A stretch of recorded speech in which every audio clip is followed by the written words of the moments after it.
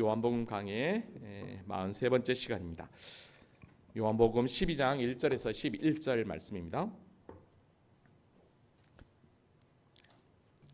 요한복음 12장 1절에서 11절 말씀.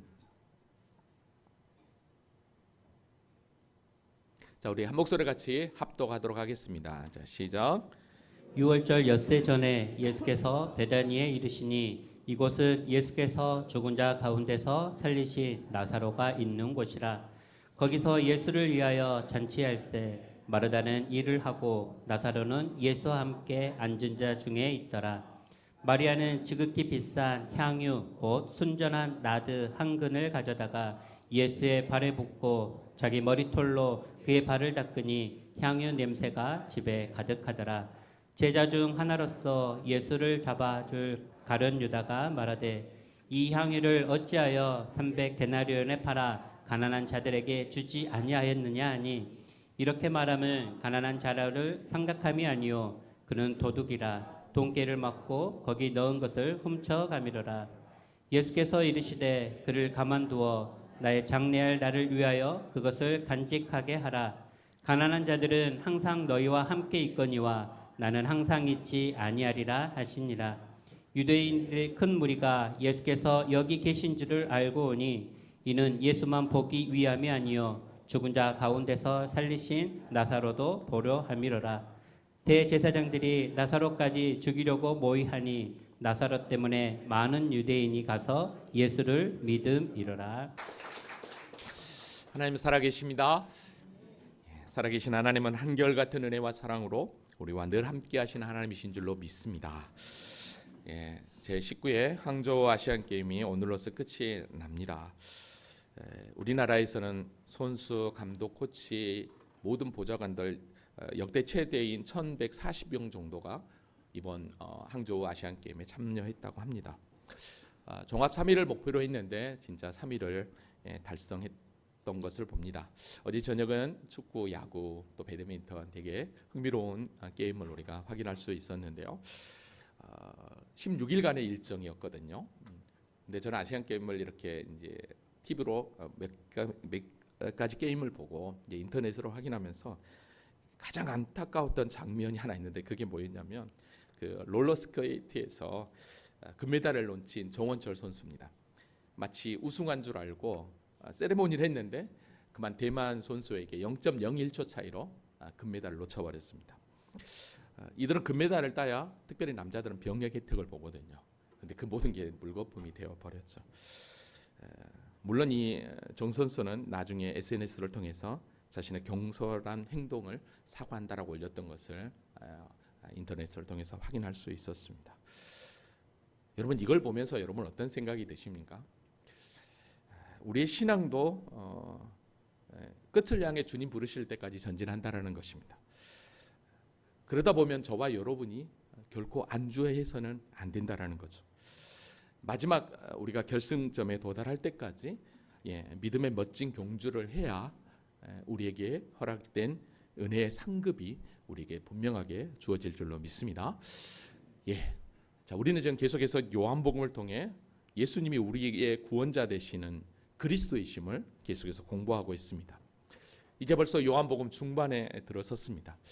지난 시간까지는 7가지 표적을 중심으로 나타났던 예수님의 그 행적들을 중심으로 해서 예수 그리스도가 누구인지를 우리는 분명하게 그 표적을 통해서 자증하시는 예수님을 공부했습니다. 자, 그렇다면 이제부터는 이제 12장부터는 예수님의 이제 공생의 사역의 가장 마지막 부분입니다. 약 일주일 정도밖에 남지 않는 시간이거든요. 십자가에 달려 돌아가실 때까지. 근데 그 시간이 오늘 12장부터 기록되어 있습니다. 특별히 오늘 보면 우리가 너무너무 잘 알고 있는 옥합을 깨트린 마리아의 그 헌신을 소개합니다. 그리고 바로 이제 다음 주에 볼 텐데 예루살렘으로 입성하는 장면이 소개되어 있습니다. 여러분, 그러니까 요한복음은 공간복음, 즉 마태, 마가, 누가복음의 말씀보다 절반 이상이 예수님의 마지막 공생의 행적 일주일의 기간이었다는 거죠. 여러분, 요한복음이 몇 장까지 있는 줄 아십니까? 21장이죠. 여기 나왔죠. 21장. 근데 12장부터 21장까지 그 내용이, 물론 21장에는 부활하고 난 이후에 벌어진 사건이지만 이렇게까지 예수님의 고난의 일주일 행적이 12장부터 기록되어 있다는 것은 뭘 의미하겠습니까? 다른 복음서하고 다르게 그건 다른 게 아닙니다. 마지막 순간까지도 당신이 그리스도이심을, 구원자이심을 우리에게 풍성하게 더 드러내고 싶고 나타내고 싶고 가르쳐주기 위해서 쉼없이 당신의 일주일이 바쁘게 십자가에 돌아가실 때까지 진행되었다는 것을 우리에게 보여줍니다. 그러니까 이를 통해서 우리가 알 수 있는 것은 무엇입니까? 다른 게 아니죠. 예수님이 얼마나 공생의 3년의 그 사역을 알차고 귀하게 살았느냐, 그리고 최선을 다해서 최고의 것으로 우리에게 가르쳐주고 마지막에는 종국의 십자가에서 달려 죽으시고 그걸로만 끝나는 게 아니라 부활 승리로 우리에게 구원의 영광을 허락해 주셨다는 거죠. 여러분, 이 예수를 우리가 더 알기를 원합니다. 아멘입니까? 자, 그러면 지난 시간 말씀을 잠깐 정리하고 오늘 본문으로 한번 들어가 보겠습니다. 죽은 나사로를 살리신 예수님의 표적은 그 베다니 지역에서부터 엄청난 예수님을 믿는 믿음의 역사가 일어났습니다. 그런데 놀라운 사실은요, 여러분, 믿음의 역사가 일어나면 그 뒤에는 여전히 사단이 역사한다는 것입니다. 죽은 자가 살아난 표적을 보고서도 믿는 자들이 생기는 게 아니라, 믿음으로 연결된 자들이 나타난 게 아니라, 오히려 더 예수님의 일거수일투족을 유대 종교 지도자들에게 보고하면서 믿지 않는 자들이 나타나게 된 것입니다. 여러분, 그러니까 여지없이 유대 종교 지도자들은 대제사를 중심으로 사내들인 공회가 소집이 됩니다. 그 소집이 된 이유는 다른 게 아니었습니다. 이 예수를 어떻게 할 것인가. 예수 때문에 수많은 사람들이 예수님을 따게 되면 전국에는 이들이 우리가 잘 아는 대로 무엇입니까? 로마의 폭동이라도 이들이 예수님을 중심으로 일으키게 된다면 자신들이 그동안 쌓아놓았던 정치적 입지가 한순간에 무너질 거니까 어떻게 해서든지 예수님을 제거하려고 하는 계획이 이들에게 있었던 것이죠. 그러니까 사실 말도 안 되는 사건이죠. 왜냐하면 예수님이 누군지를 제대로 몰랐던 것입니다. 그러니까 유대 종교 지도자들이 생각하는 예수는 여전히 제자들도 마찬가지였지만 정치적 메시아로만 본 것입니다. 우리를 죄에서 구원하러 오신 메시아로 본 게 아니라. 이때 대제사장이었던 가야바가 그 공회 앞에서 이렇게 선포를 하죠. 요한복음 11장 50절입니다. 한 사람의 백성을 위하여 죽어서 온 민족이 망하지 않게 되는 것이 너희에게 유익한 줄을 생각하지 아니하는도다. 무슨 얘기입니까? 한 사람이 백성을 위해서 죽는다면 온 민족이 망하지 않는다. 자, 그러니까 뭘 걱정하냐? 그냥 예수만 죽이면 되지. 이렇게 결론을 내리고 어떻게 합니까? 예수를 죽이기로 공회에서 작정이 되어버립니다. 결정이 되어버립니다. 결국 어떻게 하죠? 예수님은 지명 수배자가 되어버린 것입니다. 여러분, 근데요, 놀라운 사실은 이렇게 대제사장이 예수를 죽이면 끝나버리지 라고 했던 이 말이 그 스스로 한 말이 아니라 하나님의 구원 역사에 예수 그리스도를 통해서 어떻게 하나님의 구원이 이루어질 것인가를, 유대 민족뿐만 아니라 온 이방까지도 어떻게 구원이 이루어질 것인가를 하나님의 그 섭리 가운데 있었다라는 거죠. 이걸 보면 우리가 어떤 일을 행하고 무슨 일을 할 때 우연이 결코 아닌 하나님의 섭리가 있다는 걸 아셔야 됩니다. 오늘 본문도 마찬가지입니다. 여러분, 오늘 본문에서도 마리아가 향후 욕합을 깨트리거든요. 그러면서 주님 앞에 영광 돌리지만, 그러나 주님은 그것을 당신의 장례를 예비한 걸로 받아들여버립니다. 자, 아무튼 지명수배자가 되었던 예수님 어떡합니까? 그 현장을 떠나게 되죠. 왜냐하면 아직 십자가의 때가 아니었으니까. 그래서 에브라임이라는 곳으로 가서 지내게 됩니다. 자, 드디어 시간이 흘러서 이제 6월절이 절기가 가까이 왔습니다. 그때 많은 사람들이 예루살렘에 모여들었고 성전에 모여들면서 예수 이야기를 하게 되죠. 그때 이제 유대 종교 지도자들이 그 이야기를 듣고 어디 갑니까? 누구든지 예수가 있는 것을 알거든 신고하여 잡게 하라고 하는 정확한 이제 명령이 지명수배 전단이 한마디로 얘기하면 이제 떨어지게 된 것입니다. 자, 여기까지가 지난 시간 말씀입니다. 자, 이런 정치적인 상황과 예루살렘 분위기 가운데서 이제 오늘 본문에 되어지는 사건을 여러분들이 인식하십시오. 그러니까 지금 예루살렘 분위기, 정치적 분위기, 유대 종교 지도자들을 예수님을 잡아 죽이려고 하는 그런 상황 가운데서 베다니에서 어떤 일이 벌어지는가? 즉 우리 주님께서 우리가 그 위기와 고난 가운데 있는 상황 가운데서 어떤 은혜를 베푸시는가를 오늘 한번 발견해 보십시오. 그리고 그 위기 가운데서도 성도가 어떤 길을 걸어야 될 것인가, 어떤 믿음으로 서야 될 것인가를 오늘 한번 본문을 통해서 한번 보았으면 좋겠습니다. 자, 그러면 1절부터 오늘 본문을 한번 공부해 보도록 하겠습니다. 자, 1절 말씀 다 같이 한번 읽어보겠습니다. 자, 시작. 6월절 엿새 전에 예수께서 베다니에 이르시니 이곳은 예수께서 죽은 자 가운데서 살리신 나사로가 있는 곳이라. 아멘. 베다니는 우리가 너무너무 잘 알죠. 오늘 본문 1절은요. 오늘 본문의 사건이 어디서 일어났는지 시간과 공간이 정확하게 제시되어 있습니다. 성경에서 시간, 공간적 배경이 정확하게 기록됐다는 것은 이 사건이 실제고 사실이고 얼마나 중요한가를 암시한다라고 여러분 생각하시면 됩니다. 6월절 엿새 전에라고 얘기합니다. 그러니까 6월절 엿새 전이니까 6월절에 있기 엿새 전이에요. 그러니까 예수님이 십자가에 6월절 어린 양으로 돌아가시잖아요. 돌아가시기 전이니까 즉 일주일 전이라고 할 수 있습니다. 그러니까 엄밀히 얘기하면 지금 예루살렘 입성으로 하기 전날, 그러니까 지금으로 시간으로 얘기하면 토요일이라고 여러분들이 보시면 되겠습니다. 지금 예수님께서 베다니라고 하는 동네에 찾아오시죠. 자, 근데 여러분 한번 지금 조금 전에 제가 얘기했던 것처럼 정치적 상황을, 예루살렘 분위기를 여러분 염두하라고 그랬어요. 지금 분명히 예수님은 공회로부터 지명 수배자가 된 상태입니다.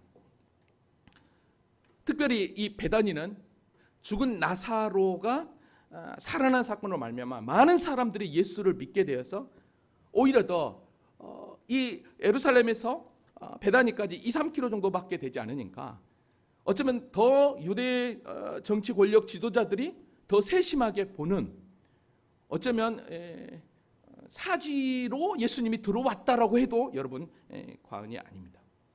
그럼 왜 예수님께서 자기가 정치의 범으로 이제 잡혀야 되는 그 상황을 알면서도, 그리고 분명히 베다니는 예루살렘하고 엄청 가까운 줄 알면서도 예수님이 계셨던 그 전에 어디였습니까? 그 전에 있던 곳은 적어도 한 25km 정도 떨어진 곳이거든요. 그러니까 예루살렘은 상당히 좀 에브라임은 좀 먼 곳이었어요. 근데 여기는 2-3km밖에 되지 않으니까 만일에 예수님이 이곳에 왔다라고 소식이 알려진다면 금방 예루살렘 이 정치 권력의 수뇌부가 와서 잡아갈 수 있는 그런 상황입니다. 그럼에도 불구하고 예수님이 이 베다니에 오셨다는 건 다른 게 아닙니다. 이제 정말 당신 십자가에 죽어야 할 때가 된 것입니다.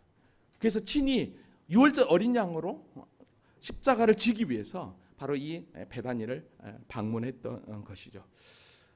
그럼 왜 베다니를 굳이 또 방문했을까라고 하니까 여러분 이런 생각이 듭니다. 예수님은 이제 예루살렘으로 가면 마지막이거든요. 마지막 그 시간 동안에는 성전에서 화요일날 유대 종교 지도자들과 논쟁을 벌이고, 그 다음에 목요일날, 수요일날은 기록이 없으니까 좀 쉬셨다가 제자들과 마지막 이렇게 행적을 보내고 금요일날 이제 돌아가시게 되는데, 어쩌면 이 베다니는 예수님이 자주 방문하고 정말 은혜를 많이 받은 지역이었던 것 같아요. 그래서 어쩌면 예수님은 당신의 죽음을 인지하고 마지막 당신이 친히 사랑하셨던 자들과 마지막 시간을 보내기 위해서 베다니를 방문했다라고 생각을 합니다. 자, 근데요, 이 베다니는 어떤 지역입니까? 1절 여기 하반절에 보는 것처럼 이곳은 예수께서 죽은 자 가운데서 살아나신 나사로가 있는 곳이다라고 여기서 분명하게 이야기합니다. 그러니까 여러분 보십시오. 예수님은 이제 예루살렘으로 올라가면 십자가에 달려 죽으시지만 그러나 분명한 사실은 다시 부활하신다고 말씀하셨거든요. 여러분 공생의 사역 가운데 예수님께서 계속해서 말씀을 하셨어요. 내가 죽지만 다시 3일 만에 살아나리라. 죽음을 이야기하고 부활을 얘기했단 말이죠. 자, 그러니까 우리 주님께서 왜 베다니를 왜 오셨느냐? 그건 다른 게 아니었어요.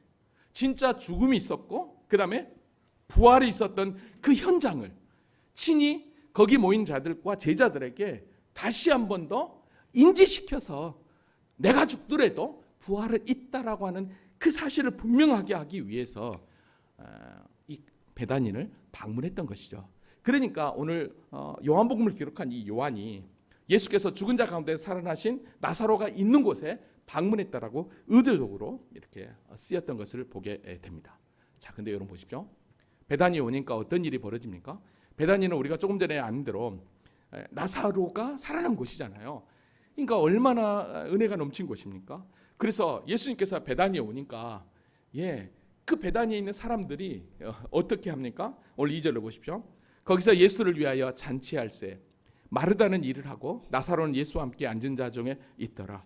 자, 열심히 마르다는 일을 해요. 근데 다시 살아난 나사로는 예수님과 함께 앉아서 함께 은혜를 나누고 있습니다. 자, 그 현장을 여러분 한번 그림을 한번 그려보세요. 얼마나 행복하겠냐는 거죠. 죽은 나사로, 죽은 자도 살리신 그 예수님이 지금 눈앞에 있습니다. 그리고 그 예수님에 대한 그 은혜에 감사하여서 이 나사로 이 삼총사들이 더 열심히 예수님을 섬겼겠죠. 웃음꽃이 안 봐도 활짝 피는 모습이라고 생각을 합니다. 근데 여러분 그거 아세요? 얼마 전까지만 해도 죽은 나사로 때문에 이 베다니는 눈물이 있고 슬픔이 가득한 소망이 없는 곳이었습니다. 근데 예수님 때문에 완전히 역전됐잖아요.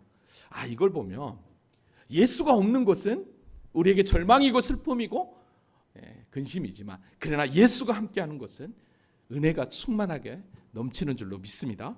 여러분의 가정이, 우리의 가정이 그러는 줄로 믿습니다. 여러분 그래서 성경을 보면 가나 혼인 잔치에서도 예수님이 계시니까 잔치가 잔치될 수 있었던 거고 비록 여기 베다니에서만 보더라도 예수님이 오셨기 때문에 나사로가 살아나는 기적의 현장이 되었던 것을 보게 됩니다. 자, 그런데요. 예수를 위하여 잔치가 벌어지고 있습니다. 주인공은 예수님입니다. 근데 여기서 오늘 본문은 누구의 집이라고 얘기하지 않아요.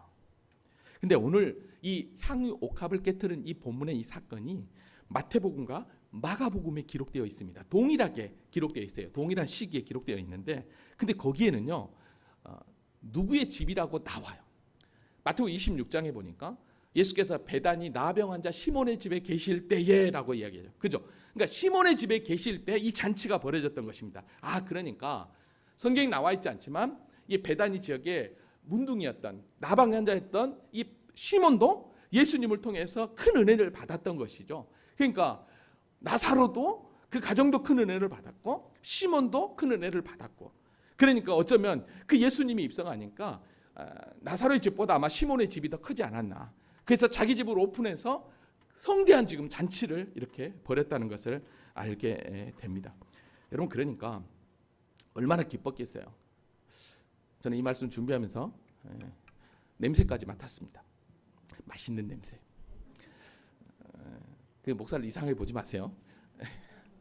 그러죠? 안 그렇겠습니까? 그죠? 이번 여러분 명절 때 맛있는 거 준비 많이 안 하셨어요? 달라고 안 할 테니까 지났잖아 이제. 그죠? 그죠? 막 웃음소리와 그 잔치에서 나는 그 향내가 가득했을 것입니다. 근데 여러분 보십시오.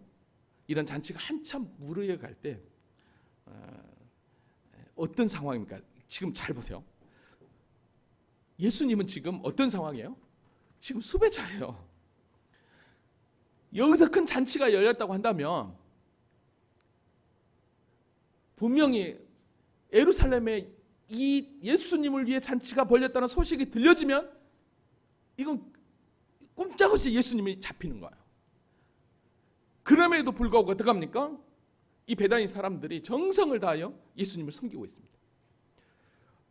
여러분 이 상황을 보면 성경의 시편에 어떤 말씀이 떠오르십니까? 혹시? 시편 23편 그잖아요. 주께서 내 원수의 목전에서 내게 상을 차려주시고 기름을 내 머리에 부으셨으니 내 잔이 넘치나이다. 이 은혜가 지금 여기서 임하고 있는 것이죠. 그러니까 하나님은 원수 앞에서 예수님을 마지막 순간에 그의 사랑하는 자들과 함께 큰 잔치를 상을 베풀어 주시고 이제 보겠지만 기름을 그에게 부으시며 큰 은혜를 베풀고 있다라는 이걸 보면 하나님은 우리가 어떤 상황 어떤 환경 가운데서도 우리에게 은혜를 베푸시는 하나님이라는 걸 기억하시기 바랍니다. 원수 앞에서도 할렐루야. 자, 근데요 여기서 한 가지만 더 보고 갈까요? 성경에서 향유를 부은 이 사건이 또 있습니다. 그러니까 사복음서에 다 있어요. 너무 중요하니까 다 있어요. 요한복음 방금 우리 있는 데도 있고, 그다음에 마태복음, 마가복음이 있고, 근데 또 누가복음이 또 있어요. 근데 희한한 것은 누가복음 똑같은 향유를 부은 사건인데 누가복음은 좀 달라요. 왜 다른지 잠깐만 보고 한번 넘어갑시다. 누가복음 7장 36절에 보면 이렇게 얘기합니다. 한 바리새인이 예수께서 자기와 함께 잡수시기를 청하니 바리새인 집에 들어가 앉으셨을 때에라고 얘기해요. 그죠? 바리새인 집에 들어갔을 때입니다. 근데 여기서 어떡하죠? 아까는 누구의 집이었습니까? 나병환자 시몬의 집이었습니다. 그 다음에 그 동네에 죄 지은 한 여자가 있어. 그리고 어떡합니까? 예수께 와서 향유옥합을 깨뜨립니다. 자, 근데 오늘 본문 3절에 뭐라고 얘기하고 있습니까? 마리아는 지극히 비싼 향유고 순전한 나드 한 근을 가져다가 예수의 발에 붓고 자기 머리털로 그의 발을 닦으니 향유 냄새가 집에 가득했다고 그랬어요. 여기서는 누가 얘기하고 있죠? 누구죠? 마리아입니다. 나사로의 누이 마리아예요. 근데 누가복음에서는 누구라고 표현하고 있어요? 죄 지은 한 여자라고만 표현을 하고 있는 거예요. 그러니까 마리아가 아니죠. 그 다음에 여기는 바리새인 집이었던 거죠. 그러니까 이거를 한번 보면 어떤 격입니까? 다른 게 아니에요. 예수님의 공생 사역에 두 번의 그러니까 향유 부은 사건이 있었던 거예요. 한 번은 지금 우리가 공부하는 마지막 예수님 십자가에 달려 돌아가시던 일주일 전에 베다니에서 있었던 향유 부은 사건. 그 다음에 공생의 사역 언제인지는 모르지만 바리새인 집에 초대되었을 때 죄 지은 한 여자가 향유를 부은 사건이라고 여러분들이 이렇게 생각하시면 되겠습니다. 근데요, 여러분, 그러니까 이 향유 부은 사건, 이 죄 지은 여자, 이 향유 부은 사건을 통해서 하나님께서는 우리 주님께서는 어떻게 결론을 냈냐면 이 여자에게 이르시되 내 죄 사함을 받았다라고 선언을 합니다. 그러니까 향유 부은 사건을 통해서 죄 사함의 놀라운 은혜가 이 자리에 이렇게 넘치고 있는 것을 보게 됩니다. 여러분, 그러니까 향유 부은 사건은 두 번이다. 기억하시기 바랍니다. 누가복음 다르다는 거예요. 자, 이걸 보면 여러분 오병이어도 마찬가지입니다. 요한복음에 나와 있는 오병이어 사건도 물고기 2마리와 보리떡 5개로 5,000명 먹고 12광절이 남잖아요. 근데 마가단 지역에 동일하게 떡 5개, 7개와 물고기 2마리로 7병이요 4,000명이 먹고 7강주리가 남는 역사가 일어납니다. 이게 두 사건이 동일하게 하나는 유대인 지역에 있었고 하나는 이방인 지역에 있었던 거죠. 그거는 나중에 내가 마태복음을 이제 설교하면서 같이 한번 여러분들에게 설명해 보도록 하겠습니다. 자, 그러니까 동일한 향유 부은 사건이지만 오늘 본문은 마지막 예수님께서 십자가에 달려 돌아가시기 전에 베다니에서 있었던 향유 사건이 있고, 누가복음에 나와 있는 건 공생의 사역 중간 정도에 있었던 사건이라고 여러분 보시면 되겠습니다. 이건 여러분들에게 팁으로 드리는 것입니다. 아멘. 누구랑 같이 얘기할 때 향유 부은 사건은 똑같은 거라고 우기지 마시고, 절대 우기지 말라고 제가 그런 거예요. 자, 다시 본문을 한번 와봅시다. 자, 마리아가 향유를 부었는데 뭐라고 얘기냐면 지극히 비싼 향유라고 얘기합니다. 자, 근데 지극히 비싼 향유인데 그게 곧 순전한 나드 한 근이라고 이야기를 합니다. 마가복음 14장에서는 매우 값진 향유 곧 순전한 나드 한 옥합이라고 표현을 합니다. 그죠? 근데 여기서는 옥합을 깨뜨리라고 표현을 했어요. 자, 그러니까 오늘 본문에 나와 있는 순전한 나드 한 근은 한 옥합으로 여러분 보시면, 그러니까 옥합을 깨뜨렸다라고 하는 것은 똑같은 내용이라고 여러분들이 보시면 됩니다. 여러분, 순전한 나드 한 근, 이거는 한 근 그 당시에 약 한 340g 정도 된대요. 근데 이 나드 향이라고 했잖아요. 이 나드 향인데 이 나드 향은 이게 인도산 나드라고 하는 나무 뿌리에서 채취한 아주 귀하고 비싼 향이라고 이야기합니다. 근데 오늘 본문에 나왔자면 이게 300데나리온이거든요. 근데 300데나리온은 1데나리온이 하루 1당입니다. 하루 1당이야. 일꾼의 1당. 근데 300데나리온은 예를 들어서 안식일 날 일 안 하고 1년을 온종일 쉬지 않고 일해야만이 벌 수 있는 엄청난 큰 돈입니다. 하나도 돈 안 쓰고. 그 당시에 지금처럼 일이 이렇게 있는 게 아니라 그 당시에는 농경사회니까 특별히 돈을 번다는 것은 사실 힘들 상태죠. 근데 이 마리아가 300데나리온이나 되는 엄청난 큰 금액을 모았다는 건 이건 대단한 것입니다. 그래서 많은 신학자들 가운데는 아마 이 돈은 마리아가 결혼하기 위해서 준비한 결혼 지참금이었을 것이다. 그렇게도 얘기하는 분들이 있습니다. 아무튼 이런 엄청난 값비싼 향유를 지금 마리아가 예수님의 발에 붓고 있는 것입니다. 여러분 그거 아십니까? 유대인들의 관습을 이제 보면 알아요.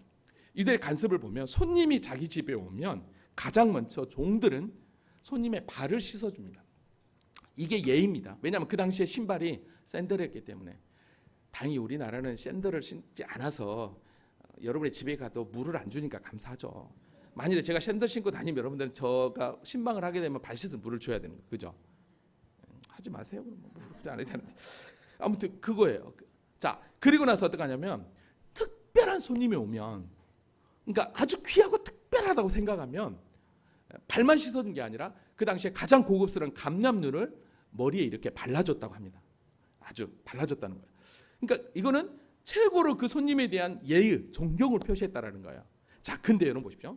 지금 마리아가 예수님을 위하여 잔치를 하는데 물도 아니고 감람유도 아니고 그 당시에 가장 값비싼 나드, 향유 옥합을 깨트려서 예수님의 발에 부었다라는 거예요. 그리고 자기 머리털로 예수님의 그 발을 지금 씻어주고 있습니다. 닦아주고 있습니다. 여러분 유대 지역에서 여자가 남자 앞에서 머리를 풀었다는 건 엄청난 수치입니다. 그리고 발은 신체 가운데 가장 수치를 나타내는 곳이거든요. 근데 그곳에 엎드려서 자기 머리털로 발을 씻었다. 이거는 그 당시에 상상할 수 없는 행동이었어요. 근데 그 상상할 수 없는 일을 마리아가 지금 하고 있는 것입니다. 여러분 이건 뭘 의미할까요? 자기가 가지고 있는 최고의 것을 최선을 다해서 섬기고 있습니다. 이거 뭘 의미하겠냐는, 그건 다른 게 아니에요. 마리아는 다른 게 아니었어요. 나 같은 죄인을 가까이 와 찾아와 주시고 우리 가정에 오빠를 살려주신 그 주님의 은혜, 그 사랑, 그리고 다시 잊지 않고 우리 가정을, 우리를 잊지 않고 찾아주시는 그 하나님의 은혜, 그 주님의 사랑에 너무 감사했던 거죠. 너무 고마웠던 것입니다. 그래서 그 존경의 표시로 최고의 것으로 최선을 다해 남들이 안 하는 지금 행위를 마리아는 하고 있는 것입니다. 그러니까 그 마리아가 깨트린 그 향유, 그 냄새가 온 가정에 가득 찼어요. 이 말은 마리아가 하나님, 주님을 향한 그 충만한 그 은혜, 그 믿음이 가득 찼다라고 하는 표현이라고 여러분 볼 수 있습니다. 여러분 지금 한참 은혜가 막 넘치고 있는 거잖아요. 근데 지금 잔치가 무르익을 때 마리아가 옥합을 깨트려 예수님께 보는 그 현장 가운데는 최고로 지금 어떻게 합니까? 와, 이렇게 주님을, 야, 우리는 상상할 수 없는 일을 마리아가 하는구나라고 하면서 이렇게 그냥 하고 있는 거예요. 하고 있는. 자, 근데 여러분 보십시오. 꼭 우리가 남이 잘하고 또 막 이렇게 분위기 업될 때 꼭 초를 치는 분이 있으면, 초를 치는, 그죠? 초 치는 분이 있어요. 초를, 초. 예, 제가 이렇게 친 거는 눈을 감는 분이 두 분이 계셨어요 지금. 그래서 제가 지금 초를 치고 있는 거예요. 자지 말라고. 초를 치고 있는 분이 계셔요. 그게 누구냐? 오늘 보면 4절 5절 같이 읽어보겠습니다. 자, 시작. 제자 중 하나로서 예수를 잡아줄 가룟 유다가 말하되 이 향유를 어찌하여 300데나리온에 팔아 가난한 자들에게 주지 아니하였느냐 하니. 네, 그죠? 꼭 이런 분이 있는 거예요. 네, 가룟 유다가 불평이 너무 가득해 있는 거예요. 네, 마태복음에서는 제자들이라고 표현하고 있고 마가복음에서는 어떤 사람이라고 표현해요. 근데 요한복음에는 유독 가룟 유다라고 이름을 그냥 딱 거론을 해버렸어요. 왜 그랬을까라는 거예요, 여러분. 그건 다른 게 아니에요. 최고의 것으로 최선을 다해 사랑과 정성을 다하는 헌신으로 주님 앞에 나아가는 마리아가 있는 반면에, 그러나 그 반대편에서는 오히려 더 은 30에 예수님을 팔아버리는 배신자도 있다라는 것을 부각시키는 거예요. 그러니까 우리가 지금 요한복음을 계속 공부해서 알지만 예수님께서 표적을 딱 행할 때 믿는 자도 있지만 예수님의 표적을 믿지 않고 오히려 더 거부하고 오히려 더 지금 종교 지도자들처럼 예수님을 죽이려고 하는 자들이 있는 거예요. 극을 이루고 있는 거죠. 그러니까 오늘 본문도 동일하게 그렇게 표현하고 있는 거예요. 한쪽에서는 마리아의 헌신, 그러나 한쪽에서는 가룟 유다의 모습이 위선적인 모습이 그려지고 있는 거예요. 여러분, 가룟 유다가 얼마나 계산이 빠릅니까? 그게 300데나리온이라는 걸 금방 눈치챈 거예요. 근데 여기서 어찌 가난한 자에게 주지 아니하였느냐라고 이렇게 그냥 초를 친 건 다른 게 아니었어요. 그 속마음을 오늘 요한은 분명하게 밝힙니다. 6절에 보니까 이렇게 말하면 가난한 자들을 생각하면, 가난한 자들을 생각해서 이렇게 한 게 아니었다는 거예요. 그 이유는 뭐냐? 그는 도둑이었대요. 괴를 맞고 거기에 넣은 것을 훔쳐가매라. 그러니까 12제자 가운데 재정 회개를 받았던 거예요, 이 가룟 유다가. 근데 종종 훔쳐서 자기가 쓴 거예요. 근데 아무도 제자들이나 예수님이 그냥 뭐라 하지 않았어요. 그러려니 했어요, 그냥. 그랬는데 여기서 그걸 밝히고 있는 거예요. 근데 여러분, 어떤 생각이 드십니까? 이렇게 재정까지 맞고 회개까지 맞고 그렇게 몰래 썼던 그가 지금 향유를 부었다는 걸로 말하면 막 그렇게 화를 낸 거 보면 여기서 이제 본색이 드러나는 거예요. 본색이 드러나는 거예요. 근데 이런 질문이 생기지 않습니까? 예수님 왜 이런 자를 제자로 삼냐는 거죠. 예수님 몰랐을까요? 아시죠? 하나님이신데. 근데 왜 하필 또 회개까지, 왜 재정까지 맞추냐? 왜 그럴까요, 여러분? 왜요? 왜 그래요? 왜? 뭐 때문에 그럴까요? 그래도 언젠가는 뭐 하려고요? 회개하고 돌아오겠지. 그래도 언젠가는 그래도 깨닫는 날이 있겠지. 여러분, 예수님은요, 이제 얼마 있다가 마가 다락방에서 마지막 제자들과 함께 만찬을 나눌 때 제자들의 발을 씻어줍니다.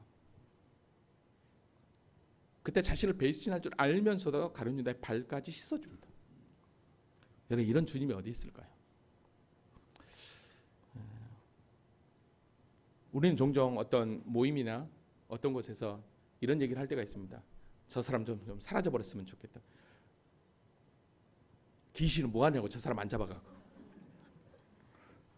근데 그거 아세요? 그런 사람일수록 더 오래 산다는 거. 더 질겨요, 희한하게. 그 왜 그럴까라는 거. 왜? 그건 다른 게 아니에요. 그 영혼을 불쌍히 여기시며 하나님의 긍휼이에요. 왜 주님이 재림하지 않습니까? 빨리 오셨으면 좋을 텐데. 얼마나 편해요. 빨리 재림하면 그냥 새하늘과 새 땅에서 신령한 몸을 입고 신나게 놀 텐데. 하나님을 예배하고 그냥 걱정 근심 없이 지지리도 돈 때문에 또 여러 가지 상황과 환경 때문에 이 고생 안 할 텐데 라고 하면서 재림을 너무너무 사모하시는 분들도 계시죠. 근데 왜 안 와요? 빨리빨리. 왜요? 왜? 그건 다른 게 아니었어요. 베드로서 3장 8절 9절 다 같이 한번 읽어볼까요? 자, 시작. 사랑하는 자들아, 주께는 하루가 천년 같고 천년이 하루 같다는 이 한 가지를 잊지 말라. 주의 약속은 어떤 이들이 더디다고 생각하는 것 같이 더딘 것이 아니라 오직 주께서는 너희를 대하여 오래 참으사 아무도 멸망하지 아니하고 다 회개하기를 이르기를 원하시느니라. 아멘. 우리 주님의 마음이 가룟 유다에게 이런 마음이 있었던 거예요.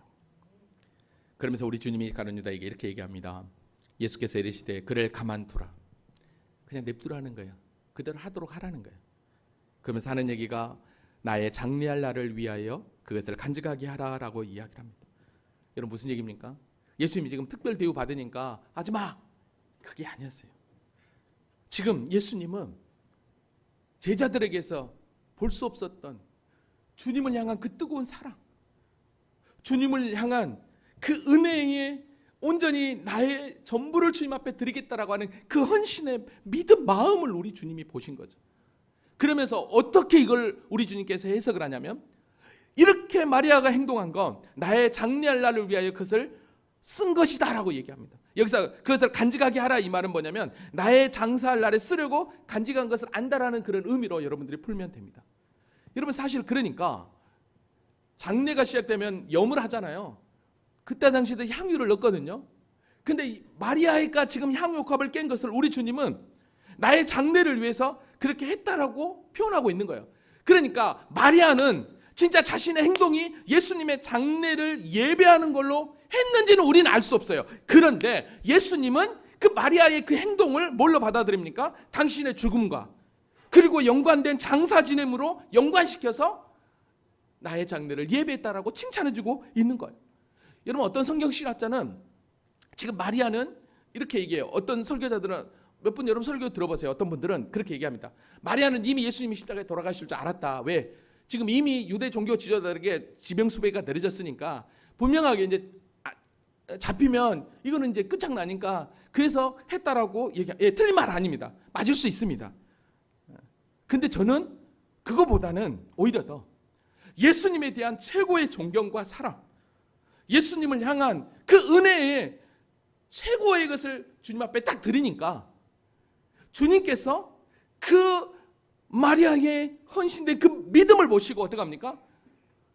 너가 행동한 건 나의 장래를 위하여 그렇게 행한 거야 라고 우리 주님께서 받아주셨던 거죠.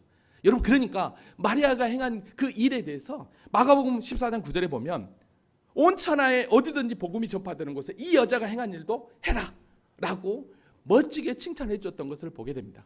여러분, 왜 제가 이렇게 본문을 풀었냐면 아까도 얘기했지만 대제사장 가야바가 예수 없애면 되잖아 얘기했지만 그게 무엇이었습니까?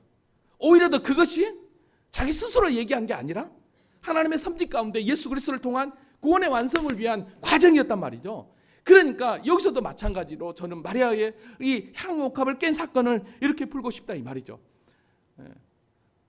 오늘 저와 여러분이 믿음의 향옥합을 깰 때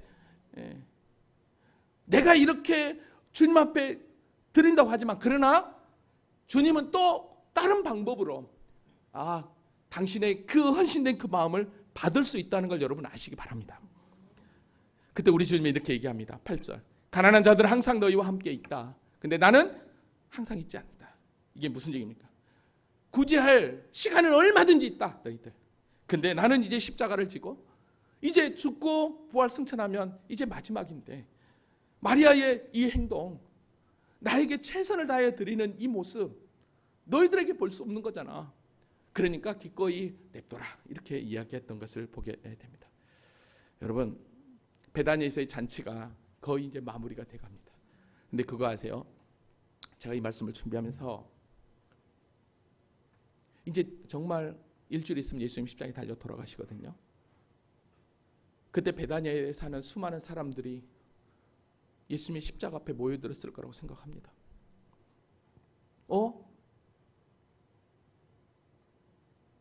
예수님 왜 십자가에 달려 죽으지?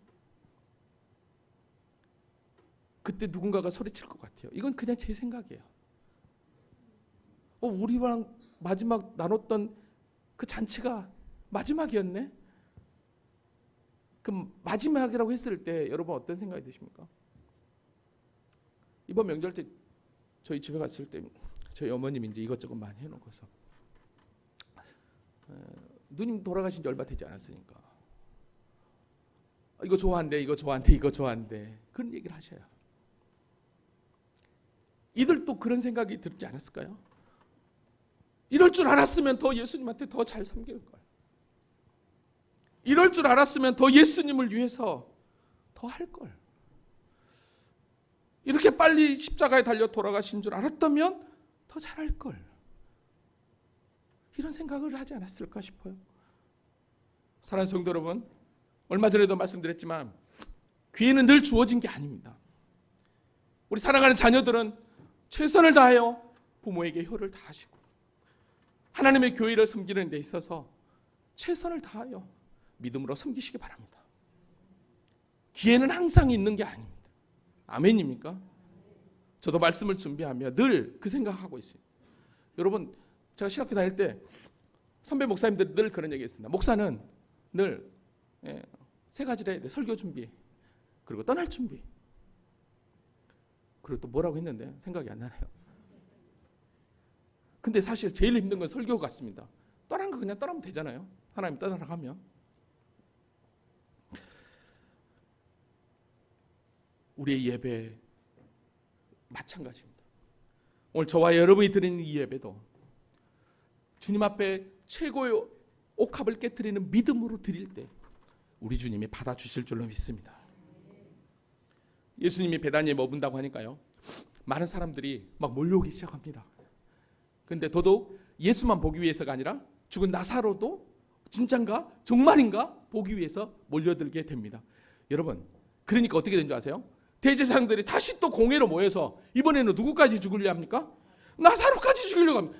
아니, 왜 나사로를 왜 죽여요? 그 이유는 다른 게 아니죠. 나사로 때문에 많은 유대인들이 가서 예수를 믿기 때문인 거예요. 왜냐하면 나사로는 뭘 증거하고 있습니까? 죽었다가 다시 살아난 부활을 증거하고 있거든요. 그러니까 어떻게 합니까? 예수님도 없애버리고 부활을 증거하는 나사로도 없애버리려고 했던 거예요. 그러니까 얼마나 이게 야비합니까? 얼마나 이들이 어리석은 자입니까? 말씀을 정리합니다. 예수님을 사랑하는 자들은 예수님이 그곳에 왔다라고 하는 그 순간에 최고의 것으로 주님을 섬겼습니다. 그런데 최고의 하이라이트는 마리아가 자신의 최고의 것을 최선을 다해서 섬기는 그 향유 옥합에 있었음을 보게 됩니다. 잔치의 주인공은 주님이셨습니다. 오늘 저와 여러분이 드리는 이 예배, 이 잔치도 주인공이 우리 주님이신 줄로 믿습니다. 그렇다면 저와 여러분이 매 순간순간 드려지는 이 예배는 최고의 것으로 최선을 다하여 드리는 향유옥합을 깨는 믿음으로 우리 모두가 서기를 원합니다. 찬양단도 그렇고 찬양대도 그렇고 설교자인 제 자신도 그렇고 안내를 서며 식당에서 봉사하는 모든 자들도 그렇습니다. 예배만이 옥합을 깨뜨리는 시간이 아니라 내 삶의 전체의 그 모든 예배에서, 삶의 예배에서 옥합을 깨뜨리는 그 믿음으로 주님 앞에 영광 돌릴 때 우리의 그 섬김과 우리의 그 은혜가 향이 되어서 풍성하게 우리 가운데 임하게 될 줄로 믿습니다. 이 믿음으로 승리합시다. 우리 다 같이 자리에서